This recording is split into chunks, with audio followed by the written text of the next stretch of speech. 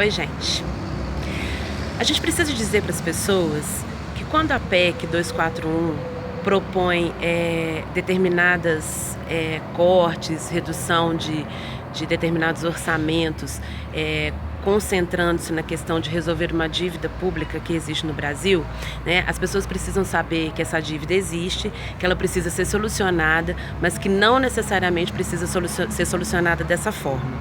A gente precisa conversar com as pessoas sobre reforma tributária, né? O Brasil precisa de uma reforma tributária e uma solução que com certeza ajudaria na questão da dívida pública é a taxação das grandes fortunas, né?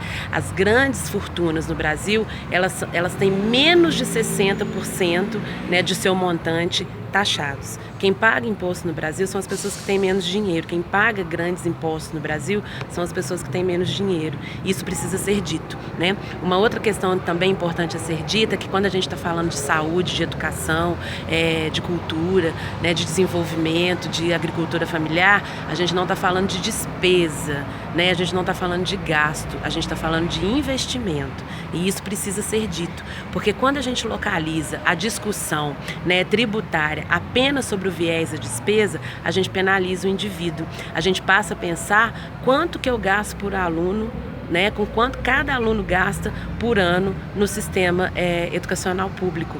E não deve ser pensado dessa forma. É quanto eu invisto por aluno, né, quanto cada aluno recebe de investimento no período de um ano.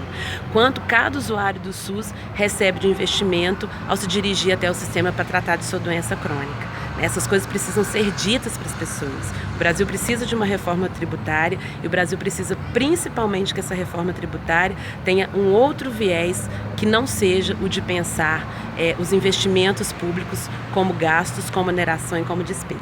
E eu conto com você para isso.